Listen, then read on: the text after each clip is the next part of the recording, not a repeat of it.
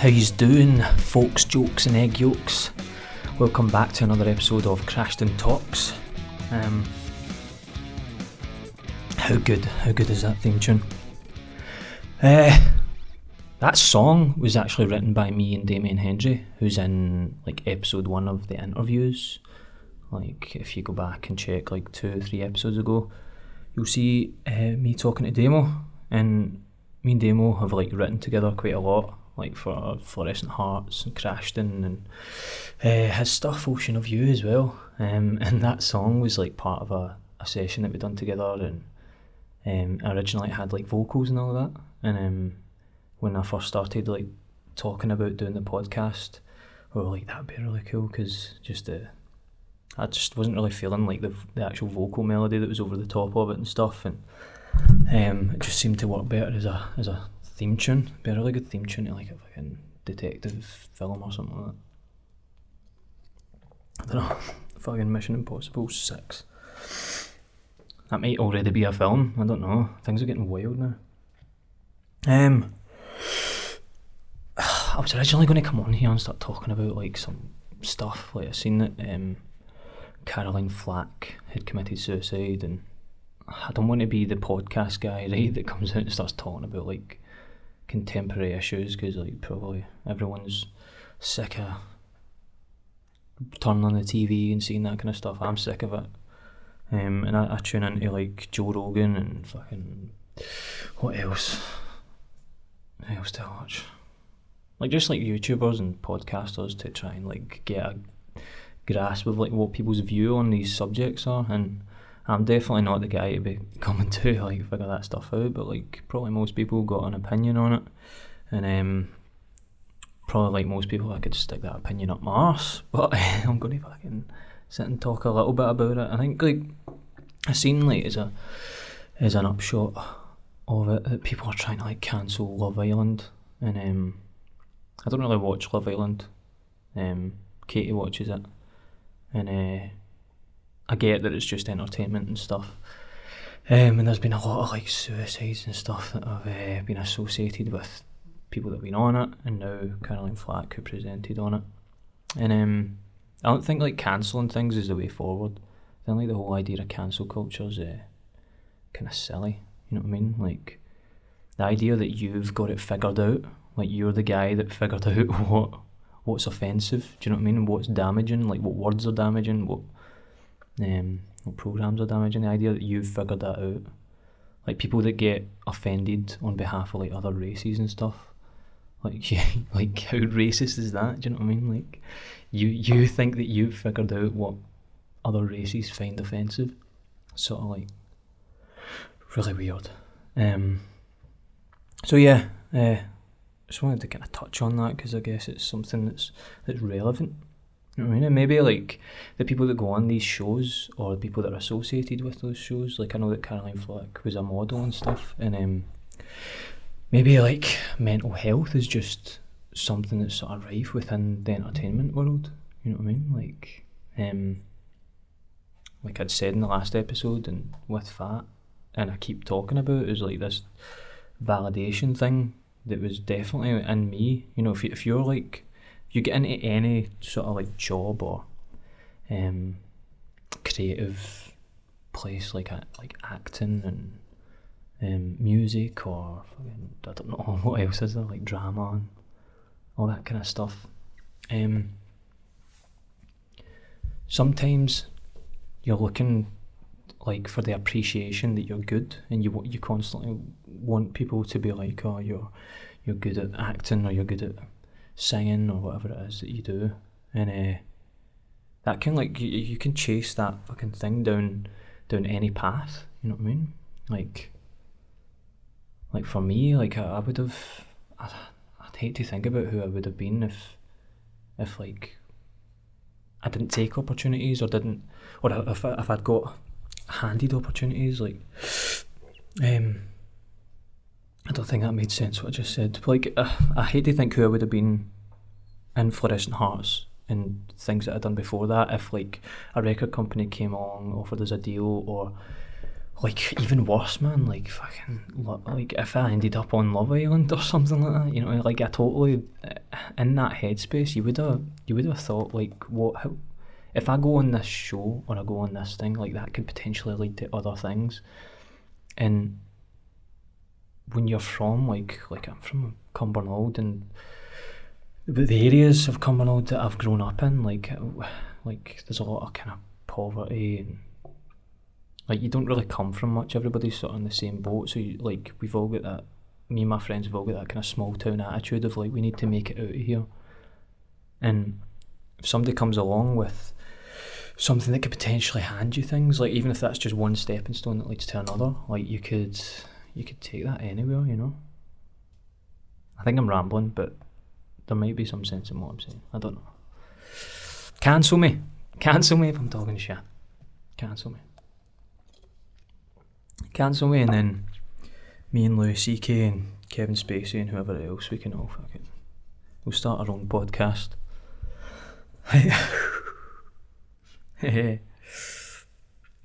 What else have I wrote down here?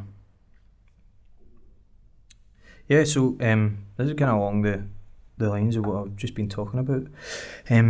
Sometimes I get asked, like, when I play gigs, sometimes I'll do like gigs in bars and stuff, and it'll be like, maybe instead of like, a lot of it's like 9 till 12, like 9 o'clock at night till 12, and there's not like kids or anything, but like sometimes I'll do gigs where it's like 6 till 9, and there'll be like kids there that are like teenagers and young kids running about and stuff because they're having their dinner or whatever, and parents will come up and they'll ask like, oh, how did you get into this? My wee boy or my wee girl's interested in singing or interested in playing guitar, like what advice would you give? And I think, I don't know who's listening to this, by the way. You might, like the majority of people listening might already be like established musicians and they've got careers and the things that they want to do, but if you happen to come across this podcast and you're looking for a way in, like the thing that I would say is kind of just like build your own like infrastructure, you know, like don't look at everything else that is out in the entertainment world, because like with the internet and being able to have like a studio in your house and all that now, like there's no end to that. Don't look at like fucking Post Malone or all these big artists that have like made it and think that that's the end goal, because you can have like a cult following of people and sustain a career without needing to sell your soul to the devil. And by that I mean the Illuminati, obviously. By the way, that's something else. Like I think like the Illuminati is just a metaphor for the things that you give up. Like if you end up like, because there seems like so much dissonance between people that just have to work jobs every day and people that are like super mega famous. Like I think that the reason that the concept of like the Illuminati exists is just because it seems so far away from where we are, like where we're living, you know what I mean? Like that, and there's probably some truth in it as well, that they've had to sell a part of themselves to the world and to the industry that they work in to become that person, you know what I mean? You need to give up your political views and all of that stuff to be relevant, to stay in the charts. Like I don't know if anyone's seen the Taylor Swift documentary, like the most recent one. Like, I really like Taylor Swift. I think she's a really credible artist, and she's written some great songs and like changed as well. Like obviously it's not just her, there's a lot of people behind the scenes that help this, but some of her records have changed the sound and the direction of the way the industry's went. But I watched her last documentary, and the first half of it's great, man. Like it's a really good insight into how these like super famous musicians cope with being that famous. And then the second half goes into this kind of like weird political thing, and to me it seems obvious that, I mean, regardless of what your political views are, or if you live in America or UK, whatever, who you're voting for, if you're on the left or you're on the right, this documentary just seems so obviously like agenda. I'd consider myself quite liberal, there's some opinions that I think I have that are kind of more centred, like a lot, like I just said about the kind of cancel culture thing. I know it isn't a view that's held by. Oh, can you hear that, by the way? That's Storm Dennis or whatever his name is. Maybe Gavin. I don't know. But so there's views that I have that are kind of more centred in the middle, because like the left these days seems to be more positioned on the approving the idea of like cancel culture and all that stuff. So, but like regardless of all of that, for me watching this documentary, it just seemed so obvious that it was insincere in a way, and it's a shame, because I think Taylor Swift's a great artist, and I don't think she needed to make a political. And I think people that are fans of Taylor Swift would say that's the point of this documentary, is people like you saying, "Oh, she doesn't need to have a political view." And I'm not saying that. I just mean it seems really crass, and it seemed to come out of nowhere. Do you know what I mean? Like the documentary was heading in the direction that could have revealed something really, really profound about the music industry and the way that it works. And then it took a turn, for me anyway, for the worst, because it just went into politics, and probably like most people in any of the stuff that I've mentioned, your brain's probably just fucking leaking hearing me talking about politics. I can't imagine how fucking infuriating that would be. If you've came across this video and you've fucking looking at some guy sitting in front of mirrored wallpaper talking about fucking politics. Oh yeah. I read an article recently, Quentin Tarantino talking about what's his name? What's the character in Once Upon a Time in Hollywood? I think I'm trying to see if I've written it down. Is it Rick Dalton? Maybe right. And he's created like this other universe within, because like I don't know if you've seen Once Upon a Time in Hollywood, but I'd highly recommend it. Like he recreates this beautiful fucking world of like LA and Hollywood in the 1960s, and like when you finish watching the film, even though it's like 2.5, I think it's like 2.5, 3 hours long, like I felt like I just want to be more endorsed in that place. Do you know what I mean? Like I don't want to. It's a shame coming away from it. And it doesn't necessarily need to be the characters that are there, but what's cool is that Quentin Tarantino was saying in this interview that while he was writing the film, he actually wrote scripts for TV episodes of Leonardo DiCaprio's character. So like in it, Leonardo DiCaprio plays an actor who's in all these TV shows, and Quentin Tarantino wrote episodes of this particular show, and he's planning on putting them out. And I was like, that's fucking amazing.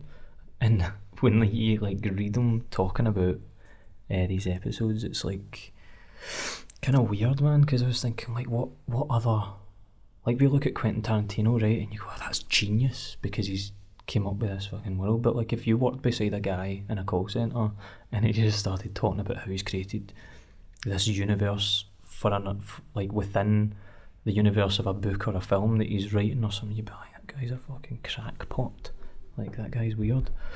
And it made me think, like, there's probably a lot of people who do feel, well, I kind of feel that sometimes in my life, like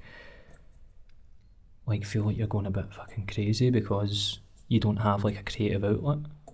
There maybe is people like that in call centres that seem like the kind of weird guy, or the what's the word, like if you're, I can't remember the word for it, but like just, oh, it was on the tip of my fucking tongue. Yeah, I can't think of the word. But people that just seem a bit strange and sort of like the odd ones on the fringes of fucking society and all that, they might be because they just don't have a creative outlet. And that doesn't necessarily need to be like music or fucking film or anything like that. Like I know there's a lot of people that are, like, I think there's a lot to be said about mathematicians and scientists and stuff. There's like so much creativity, like and just innovation. Like if you watch like an interview with like Elon Musk or something, you see it in him as well. Like he's just like, he seems like a really creative guy. I think that is the trait that makes him sort of like strange, is that he's more creative than he is mathematically minded, like just a straight up engineer. I think that's like, I think it's something to think about, like in society, like that. And going back again to like giving young people advice on like being in a band, is that don't just see your objective in music or film and anything like that as just being a famous musician or anything. Like, try and incorporate music into things that you do. Like, even as a family, like me and Katie, like we sing together, and we try and get Caleb and Lewis to like get involved, like in our like you know like the creative things that we do as a family, and it helps bring like the mood up of the whole environment that you're in. And I don't think I would have got through school if it wasn't for music and drama and all that. So yeah, like I think I don't even know if I finished that thing about the question about young people, but that would be my answer, is just to create your own infrastructure, and don't just see fame as the ultimate objective of it. Yeah. Once again, I've got stuff written down. I'm very, very socially awkward, so I need to have like talking points when I do these things. So there's some things that I'm going to be changing about the podcast that I think is quite important, and I think it's really important for me to identify this just now rather than later. So I kind of noticed that like when I done the interview with Fat, I thought so far it was the best podcast I'd done, but for some reason after it, when I was looking at like the analytics and just the general response to the interview, I noticed that like it just seemed to fall on its arse, and I had such high expectations for it. And I think the main problem is that at the start of it, like if you know me, like you'll know that my sense of humour is a bit weird and stuff, and there's an intro to the episodes, like even the interview episodes. I speak at the start of it and I speak at the end, and I'm going to stop doing that. And it's basically because I think the people that are maybe fans of that particular person that I'm interviewing or whatever, tuning in and watching me talking fucking shit for like 10 minutes before the interview comes on probably isn't the best way of doing things, and I don't want to like attach my opinions and ideas to that person, because I just think it's wrong. Like you should be able to just like tune into that episode, see us talking, and if you like my side of the conversation or whatever, then you can go and watch the rest of the stuff that I'm doing, like this one. So yeah, if you're wondering for future episodes with guests on it why there's no intro or outro, it's because I just don't want to attach my opinions and ideas to those people, and I think that's the best way of doing things. Another thing is, I hate asking this, right, because it's just the worst when people do it, but I've got to do it. But if you could please like and subscribe to the YouTube channel, it would be very, very much appreciated. If you've listened this far, then you've just received about 20 odd minutes of free content, which I'm very, very appreciative of. I'm thankful that you tuned in for this long. Obviously podcast wise, subscribe to the audio versions like on Apple and all that stuff, so you can so you just know when the episodes are coming out. But for YouTube, I would just really appreciate if you could subscribe to the channel, because once I get a certain amount of subscribers, there's like a whole other side of the channel that opens up for me creatively, that I can actually offer you. Do you know what I mean? Like just more things that I can do with the videos that will ultimately lead to better interviews and all that kind of stuff. So yeah, that's the most awkward and worst ask in the planet, right? So even if you just share it, right? If you just share the fucking video, someone might like it and subscribe to the channel, and that's That's perfectly fine, isn't it? That's alright. And if you would like to see a particular guest on the show, then let me know.